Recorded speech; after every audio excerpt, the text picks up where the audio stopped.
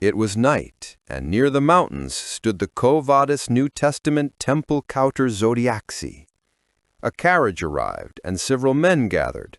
The bald man spread his hands, and with a smile mentioned that it had been a long time, and that the Pope seemed to have rejuvenated lately. The long-haired man began to show a smile, while on the other hand, the man carrying a staff noted that the bald man had become quite burly and seemed to be imbued with more divine power. In turn, the bald man replied that the long-haired man, on the contrary, had lost weight, and asked if this was due to the new concubine he had taken. The long-haired man was the Manson cult leader, Charles. Sticking out his tongue, with a smile, he explained that she was a young woman who had a husband, and that, after whispering to her about the liberation of the soul while teaching her the doctrine, she came to him of her own free will. The bald man was the cult leader, He explained with a laugh that with just a word they offered him gold or grain, and because of this there was no need for his body to move.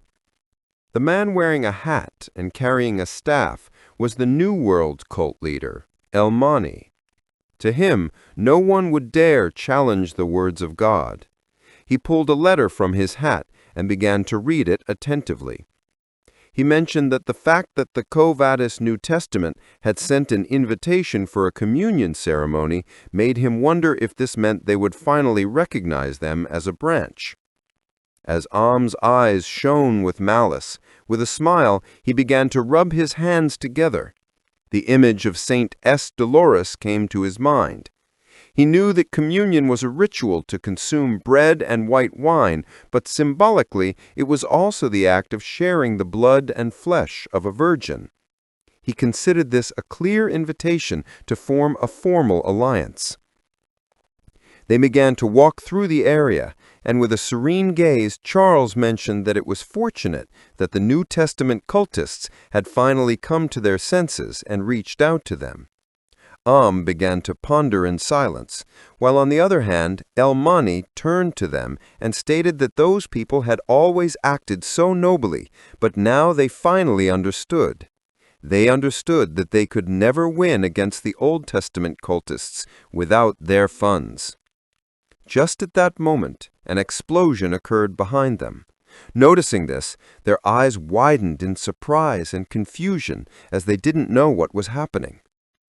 They stopped and turned towards the direction of the explosion, trying to understand what had happened. The ground was littered with the remains of the carriage destroyed by the explosion and a corpse. As the smoke screen dissipated, a woman began to walk toward them, happy to have found them. It was none other than Ouroboros. As a powerful energy surged from her body, she stared at them intently, and an excited smile spread across her face as she wondered why so much trash was gathered in this place. In the blink of an eye, guards carrying shields and swords surrounded Ouroboros.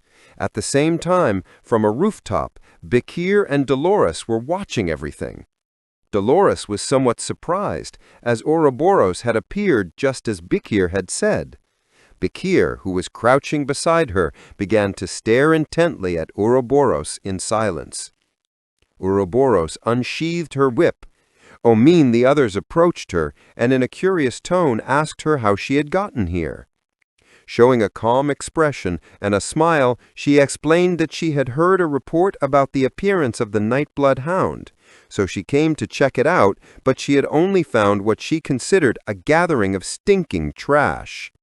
Hearing this, their eyes widened with rage, and they couldn't help but grit their teeth hard, as they couldn't believe how that insolent bastard dared. As the moon shone high in the sky, they ordered their men to kill her immediately. Hearing the order, they drew their swords, and with a furious gaze began to charge towards her. Once they got a little closer, Ouroboros's eyes began to shine with excitement. Without wasting a single second, she decided it was time to get serious. Just before the guards could react, she moved her whip like a thunderclap, cutting the guards' bodies to pieces. The guards' blood splattered on the faces of Ohm and the others, and their eyes widened in surprise and fear. They couldn't believe she had killed the guards in a single attack. As the corpses fell from the sky, Ouroboros wiped the blood from her cheek with her finger and with a curious smile asked them if they were their leaders. Ohm began to sweat like crazy and gritted his teeth in fear, not knowing what to say. But just then, Charles extended his hand and asked her to wait, questioning how she dared to act this way in front of them. With an arrogant expression, Charles began to point his finger at her, declaring that he was the god of the Manson cult.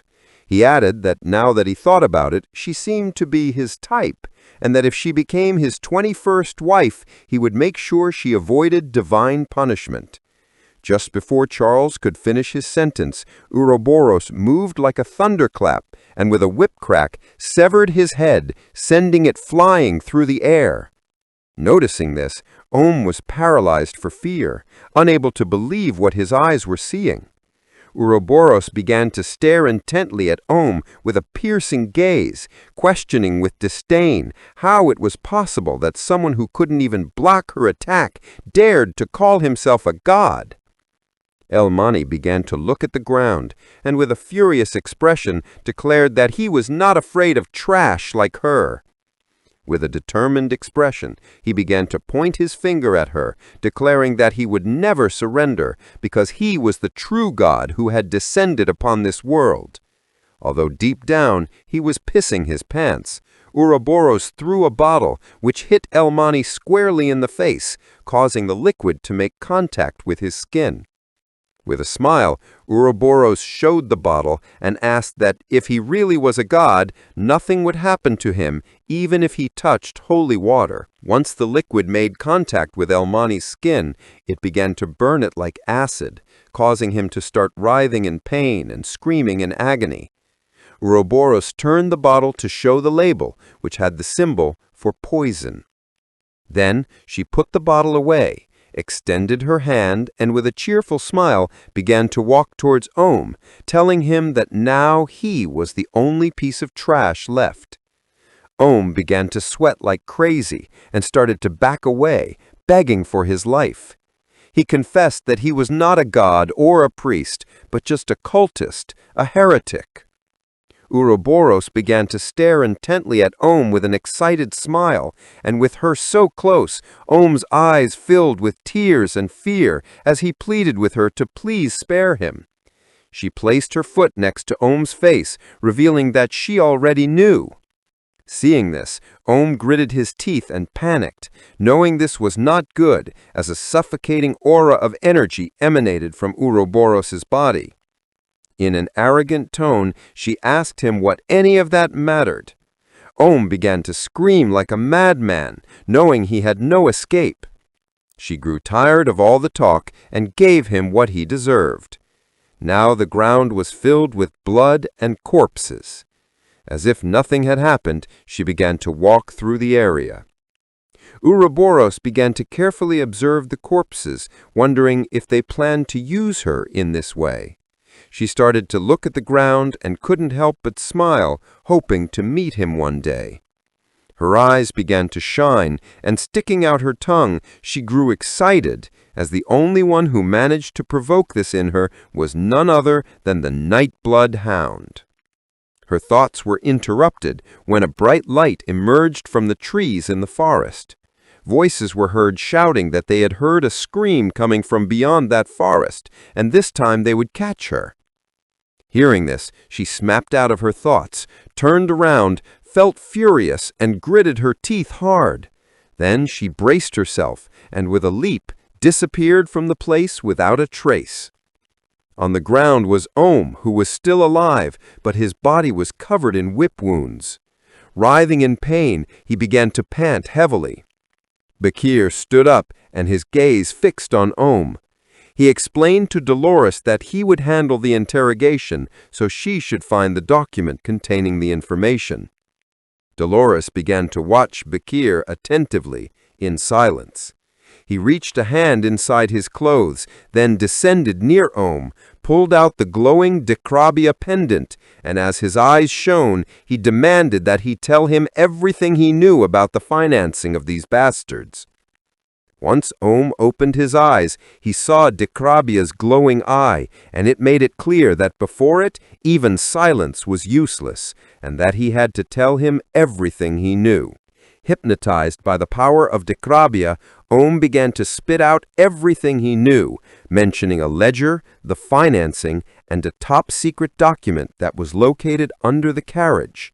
Just then, someone noticed them in front of the temple and shouted to capture them all. Bakir stood up and turned around, while on the other hand, Dolores went on alert, her eyes filled with concern.